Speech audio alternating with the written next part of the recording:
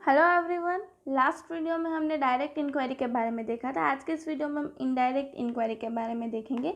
So let's get start. First of all we learn about the meaning of indirect inquiry.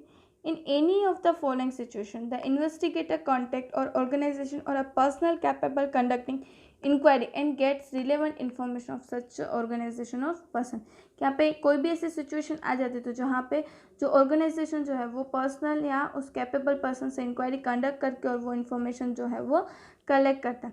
When the direct source are not exist, कि यहाँ पे अगर हमारे पास जो data है उसका डायरेक्ट सोर्स हमारे पास नहीं होता तब हम क्या करते हैं, इनडायरेक्टली इंक्वायरी करते हैं. When the field of inquiry is very large and there is a lack of time of personal contact with respondent, कि जो फील्ड ऑफ इंक्वायरी है जो वो बहुत ही ज़्यादा बड़ा होता है और पर्सनली कॉन्टैक्ट करना डिफ़िकल्ट हो जाता है. At that time we will जो हम इनडायरेक्ट इंक्वायरी के मेथड जो है वो हम इम्प्लीमेंट करते हैं. When the information of to be obtain is complex, कि जो हम इंफॉर्मेशन कलेक्ट करें वो कॉम्प्लेक्स हो, मतलब कि थोड़ी बहुत डिफ़िकल्ट हो समझने में. When the cost associate with direct inquiry is unbearable, कि जो हम डायरेक्ट इंक्वायरी के कारण जो कॉस्ट होता है वो अनबेयरेबल हो, मतलब कि ज़्यादा हो, तब हम क्या करते हैं, इनडायरेक्ट इंक्वायरी के थ्रू हम इंफॉर्मेशन कलेक्ट करते हैं. The method of collecting information in such a way is called indirect inquiry, कि इस मेथड से जब हम जो भी इन्फॉर्मेशन कलेक्ट करते हैं that is called the indirect inquiry. In this method, the information is obtained with the help of third party instead of enumerator.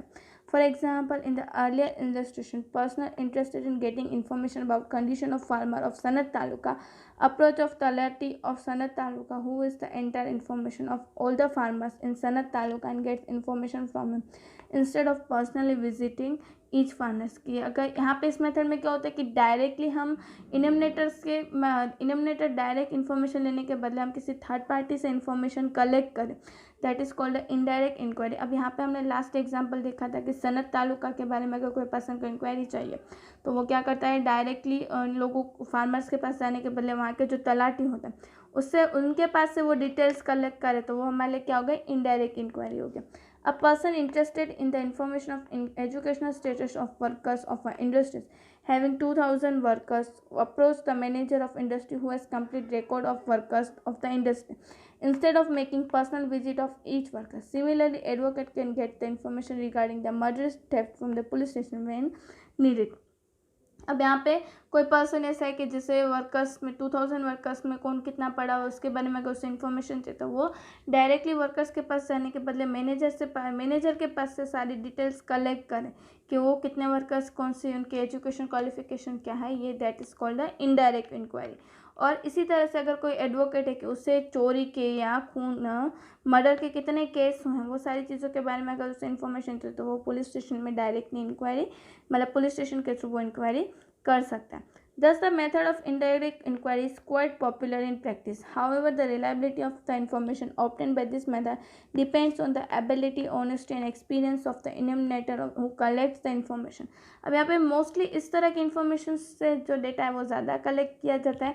अब यहाँ पे इस मेथड में जो है वो उसकी ऑनेस्टी की, जो डेटा की रियलेबिलिटी हम किसके ऊपर डिपेंडेंट रह सकते हैं कि जो ऑनेस्ट पर्सन की ऑनेस्टी कितनी है, एक्सपीरियंस कितना है और कितनी उसकी एबिलिटी है डेटा कलेक्ट करने की एनमनेटर की, उसके ऊपर डिपेंडेंट होता है. अब हम उसके एडवांटेजेस एंड डिसएडवांटेजेस देख लेते हैं. सबसे पहले हम एडवांटेजेस देख लेते हैं. This method is not suitable when the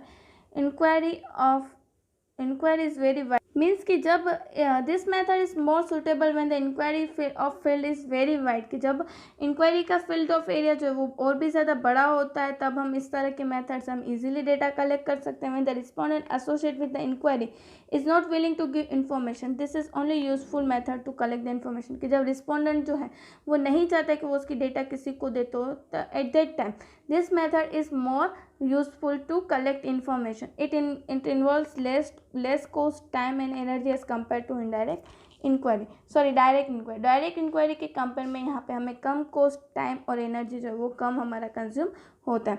this method is very useful for various department of government to collect various type of information, कि यहाँ पे गवर्नमेंट डिपार्टमेंट जो है अलग अलग गवर्नमेंट डिपार्टमेंट के लिए और भी ज़्यादा यूज़फुल है कि हमें जब भी कोई भी डेटा चाहिए तो हम इजीली कलेक्ट कर सकते हैं. अब हमने इसके एडवांटेजेस देख लिया, अब हम उसकी लिमिटेशन देख लेते हैं. When the individual or organization associate with task of providing information have only prejudicious or a based attitude, the information become less reliable. मतलब कि जो डेटा प्रोवाइडर कंपनी है या इंस्टीट्यूशन है, अगर उसके मन में कोई भी प्रिजुडिस मतलब कि भेदभाव आ जाए, मन में कोई भी गुस्सा या कोई भी बेस्ड एटीट्यूड अगर उसके मन में आ जाए, तो उसके कारण क्या होगा कि जो डेटा है वो लेस रिलायबल होगा. The method become useless when the third party from whom the information is obtained is dishonest, inefficient और unable to provide correct information. क्योंकि जो थर्ड पार्टी के पास हम इंफॉर्मेशन कलेक्ट करें वो सही ना हो, ऑनेस्ट ना हो और अनेबल, अगर वो हमें डेटा प्रोवाइड करने में एबल ना हो, तो एट दैट टाइम ये मेथड जो है वो यूजलेस हो जाती है. सो आज के इस वीडियो में हमने इनडायरेक्ट इंक्वायरी किसे कहते हैं, उसके एडवांटेजेस कितने हैं, डिसएडवांटेजेस कितने हैं वो देखें. In the next video we will learn about the methods of questionnaire. Thank you.